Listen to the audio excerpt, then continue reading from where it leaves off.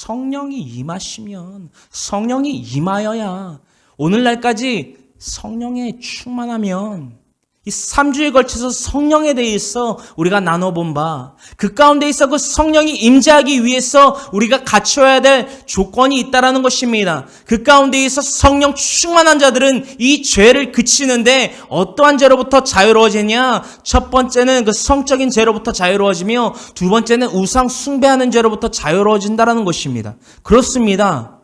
이 갈라디아서 5장 20절에 수많은 그 죄 가운데 있어 가장 큰 죄가 있지요. 바로 우상 숭배라는 것입니다. 하나님 외에, 즉 출애굽기서 20장 3절에 이르고 있는 바와 같이 너는 나 외에는 다른 신을 내게 두지 말지니라. 제 1계명이지요. 우상 숭배와 주술과 원수 맺는 것과 분쟁과 시기와 분냄과 당짓는 것과 분열함과 이단과 많은 죄가 열거되어 있지만, 그 가운데에 가장 첫 소절에 가장 첫 대지로 나오는 우상 숭배는 그 밑으로 나와 있는 그 모두한 죄를 하나도 빠짐없이 짓게 만듭니다. 우상 숭배는 주술과 원수 맺는 것과 우리 가운데에 분쟁과 시기와 분냄과 당짓는 것과 분열함과 이단을 만들어냅니다. 할렐루야. 우상 숭배라는 그 죄악 자체가 이 수많은 다른 그 악의 열매들을 맺을 수밖에 없다라는 것을, 즉 악의 점진적 성장에 대해서 열거하고 있다라는 것입니다. 자, 우상 숭배는 이런 악한 열매를, 즉 영생의 열매가 아닌 악한 열매, 죄의 열매를, 죄의 싹을 낳게 됐는데, 이 우상 숭배가 바로 이러한 열매, 악한 열매를 맺는데, 우상 숭배는 무엇인지를 알아야만 할 것 아닙니까? 그래야지 우리가 방비를 하고 그것들로부터 멀어지고 그것들이 악한 것인지 분별을 할 수 있다라는 것입니다. 할렐루야. 우상 숭배란 무엇입니까? 다음과 같이 정의합니다. 무언가를 하나님보다 더 사랑하는 것이 바로 우상 숭배라는 것입니다. 우상 숭배란 무엇입니까? 무언가를 하나님보다 더 사랑하는 것. 어렵지 않습니다. 허나 모르고 있습니다. 왜냐? 죄는 하나의 네임탭, 즉 이름표를 붙이고 우리에게 오지 않습니다. 커다란 피켓을 들고서 나는 죄다, 나는 너를 꾀러 오는 옛뱀 곧 사탄이다 라고 하며 우리에게 알리며 오지 않는다라는 것입니다. 할렐루야.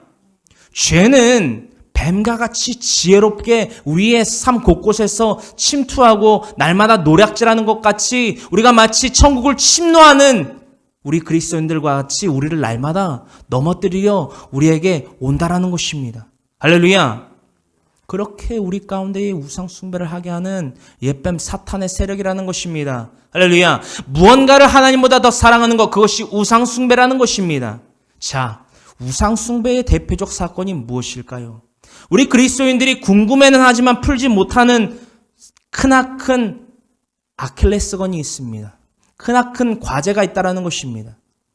예수님, 즉 빌립보서 2장 6절로부터 8절에 이르고 있는 하나님께서, 즉 그는 근본 하나님의 본체시나, 즉 하나님이시나, 누가? 인자이신 우리 주 예수 그리스도가 하나님이신데, 그 하나님이 어떠한 몸, 인간의 몸, 사람의 형태로 이 땅 가운데 내려오셨다라는 것입니다. 누구 때문에? 우리 때문에, 우리의 죄악을 사하시려 내려오셨다라는 것입니다. 그 예수님의 공생의 삶에 대해서 나누고자 합니다. 그 예수님의 공생의 삶, 즉 3년 반 동안 예수님이 공생의 삶으로서 우리에게 수많은 기적과 이사와 표적과 진리를 베푸셨는데, 그 예수님을 따라다니는 12제자와 70인의 제자, 더욱더 많은 그 군중들 가운데에서 그 12제자와 70인의 제자에 대해서 알아보기를 원합니다. 그러면 이러한 궁금증을 가져보기를 원하지요. 자, 제자들은 이러한데도 예수님을 배도했다. 이 말인즉슨 무엇입니까? 예수님은 그 12제자들과 그 70인의 제자들은 예수님을 그림자처럼 따라다니면서 예수님이 베푸신 수많은 기적과 이사와 표적을 맛보고도 어떻게 예수님을 닭이 울기 전 3번 부인하고 은 30에 팔아 넘길 수 있었고 예수님이 십자가에 달리자 우리는 다 모두 끝났다. 우리는 끝났다. 그 마가다락방에 날마다 숨어 있을 수밖에 없었냐라는 것입니다. 예수님을 다 버리고 떠났습니다. 다 버리고 떠났습니다. 그리스도인들이 이것에 대한 이해가 없습니다. 제자들은 이러한데도 예수님을 배도했다? 어떠했는데도 예수님을 배도했다? 그저 단지 예수님의 기적과 이사와 표적만을 맛보고서 그것들을 보고 느끼고 체험하고 와 굉장하다, 예수님 정말 굉장하다 라고 했던 것만을 그들이 겪은 것이 아닙니다. 그래서 우리는 성경에 입각해야만 한다는 것입니다. 우리가 성경에 집중을 하고 성경에 몰입을 하고 성경에 입각을 한다면, 성경이 곧 우리의 삶이 된다면 보이지 아니하던 것들이, 그 숨어있는 그 비밀들이 보이게 됩니다. 할렐루야! 할렐루야! 예수님과 같은 능력을 갖고도 그 제자들은 예수님을 어떻게 배도할 수, 즉 배신하고 떠나고 욕하고 저주하고 떠날 수 있었냐라는 것입니다. 할렐루야! 무엇이라 기록되고 있습니까? 예수님과 같은 능력을 갖고도.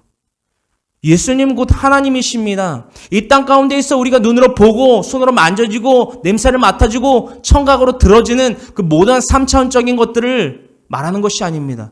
4차원적인 능력을 갖고도 어떻게 예수님을 배신하고 욕하고 저주하고 떠날 수 있었냐라는 것입니다. 그에 대해서 12제자의 사건을 우리가 알아보기를 원합니다. 그 12제자 어떠한 능력을 예수님으로부터, 즉 하나님 육신의 몸을 입고 이 땅에 내려오신 하나님의 능력을 받았는지 놀라운 사실입니다.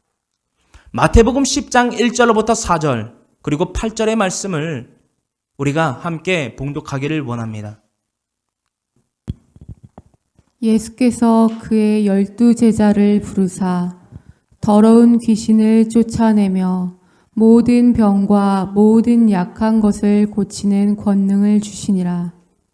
12사도의 이름은 이러하니 베드로라 하는 시몬을 비롯하여 그의 형제 안드레와 세베대의 아들 야고보와 그의 형제 요한, 빌립과 바돌로메, 도마와 세리 마테, 알페오의 아들 야고보와 다데오, 가나나인 시몬 및 가룟 유다, 곧 예수를 판 자라.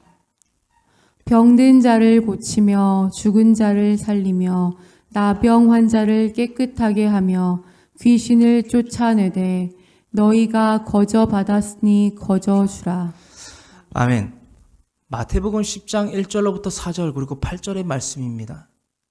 우리가 이것을 어찌 보면 다시 한번 되짚을 필요도 없습니다. 왜냐? 이것은 지금 한글로 그려져 있는 것입니다. 예수님의 그 12제자에 대해서 먼저 알아봤는데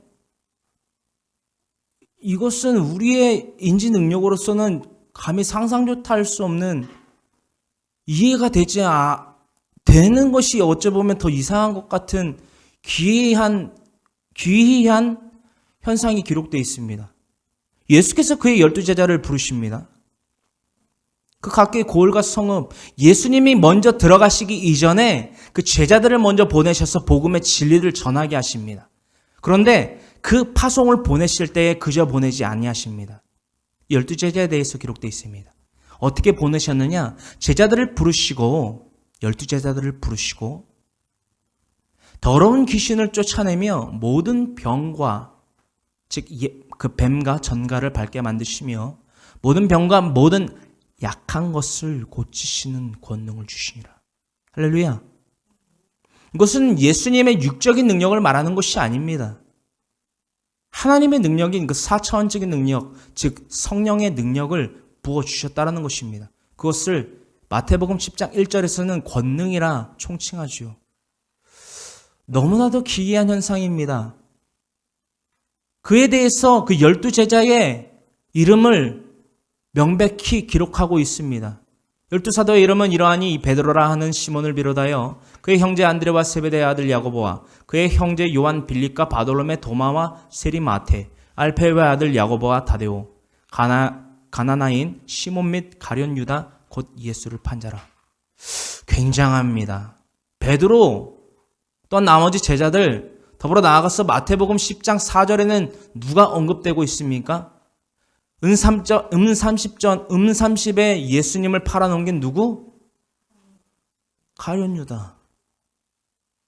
이들이 옛뱀 곧 사탄을 쥐어밟으며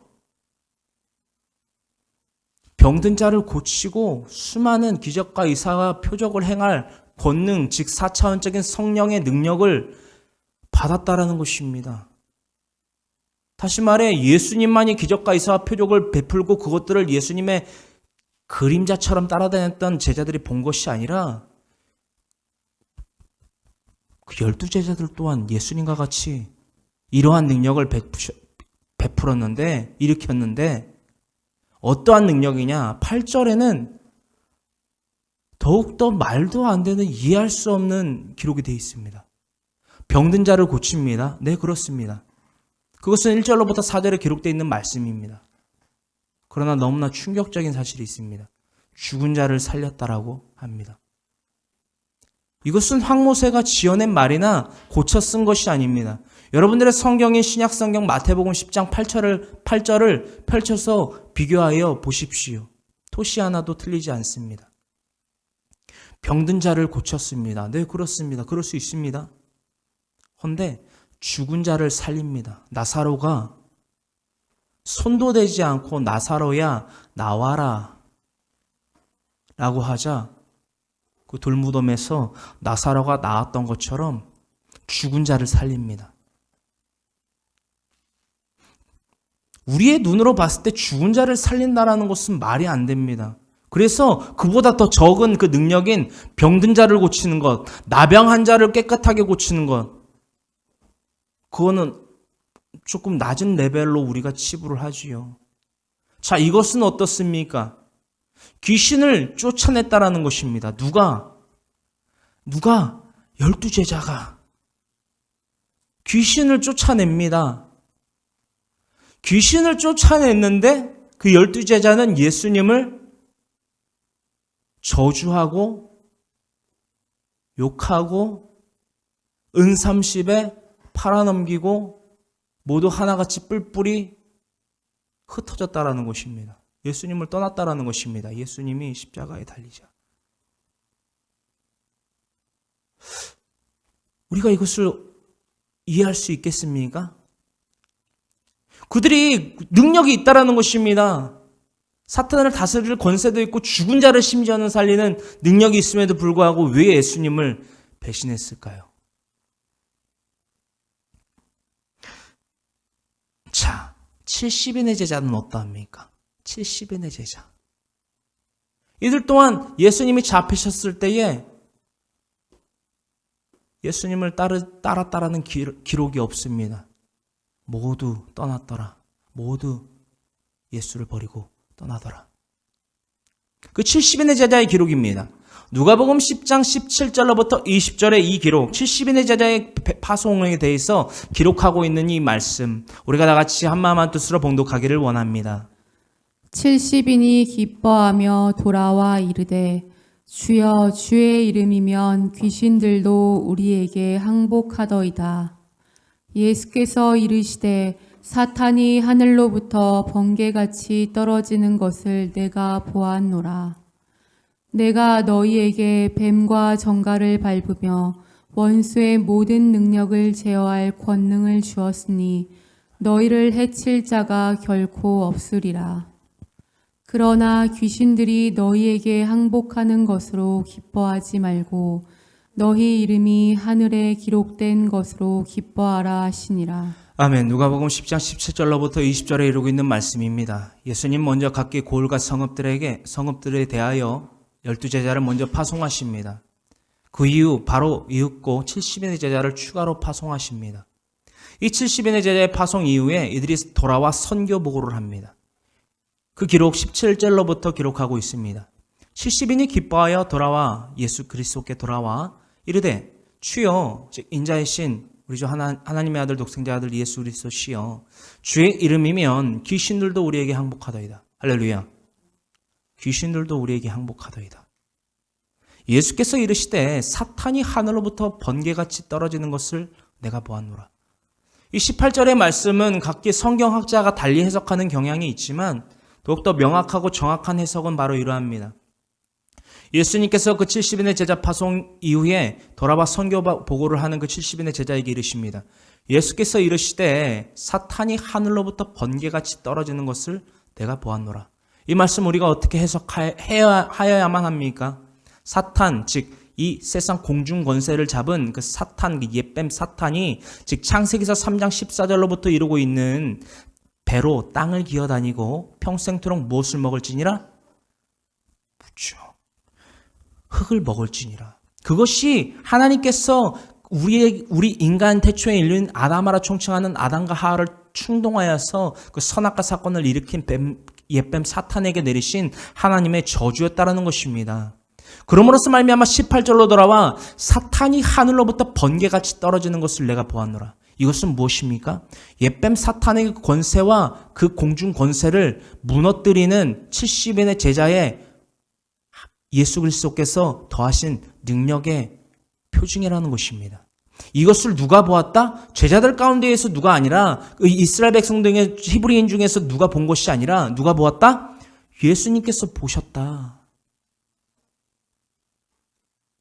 내가 너희에게 뱀과 전갈을 밟으며 원수의 모든 능력을 제어할 권능을 주심으로 말미암아 이러한 사탄이 하늘로부터 번개같이 내려오는 그 현상을 베푸셨는데 그러므로 말미암아 이 권능을 너희들에게 주었으니 누가? 19절 초반절에 내가. 예수님은 지금 육신의 몸을 입고 계신데 하나님의 능력을 이 70인의 제자와 더불어 나아가서 12제자들에게 이르기까지 주셨다라는 것입니다. 어떠한 권능을?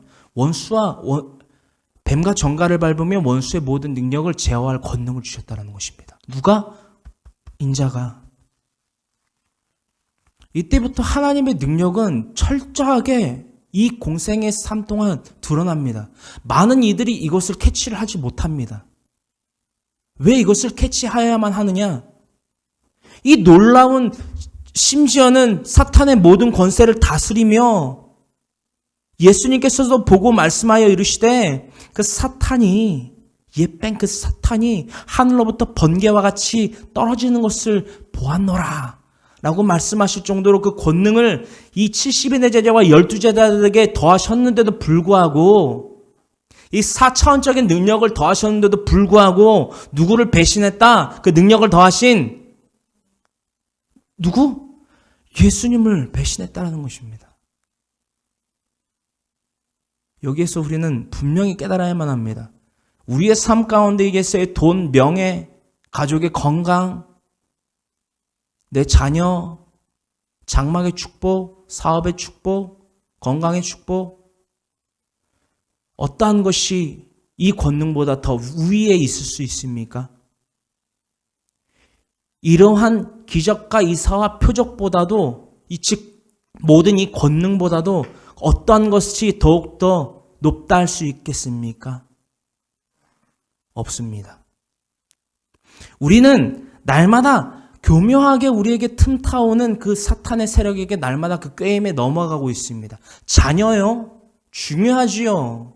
귀하지요. 사랑스럽지요. 내 아버지, 내 어머니요? 귀하지요. 감사하지요. 나를 배 아파서 낳으시고 8개월 동안 9개월 동안 나를 배 아파서 낳으시고 나를 기르시고 먹이시고 누이시고 그 사랑, 예수님의 사랑에 준하는 사랑이라 우리가 알 수 있지요. 그런데 때로는 우리의 아버지, 어머니가, 때로는 나의 자녀가, 때로는 물질이, 나의 장막이, 나의 사업장이 이 권능보다도 더욱더 우위에 놓는다라는 것입니다. 이것이 곧 우상 숭배로서 우리가 구별할 수 있는 한 가지의 척도가 될 수 있겠습니다. 왜냐? 왜 이것을 척도로 삼느냐? 추상적으로 우리가 생각을 한다라는 것입니다. 우상 하면 금송아지, 때로는 건물, 때로는 내 사업, 내 경제적인 요건, 내 자녀, 이것에 대해서는 생각을 안 한다는 것입니다. 이 권능보다도 더욱더 위에 있는 능력 없습니다. 할렐루야. 그러나 예수님께서 그 70인의 제자들에게 뭐하라 말씀하시냐? 그 권능으로 말미암아 그 사탄을 내어쫓고 모든 그 옛뱀 그 사탄의 권세를 다스리는 권능을 받았음에도 불구하고 20절에 이르시기를 우리 다 같이 읽어보기를 원합니다. 그러나 귀신들이 너희에게 항복하는 것으로 기뻐하지 말고 너희 이름이 하늘에 기록된 것으로 기뻐하라 하시니라. 할렐루야. 우리에게 수많은 기적과 이사와 표적과 권능을 행할 능력이 있을지라도 이것으로 말미암아 우리가 기뻐하는 것이 아니라는 것입니다. 할렐루야.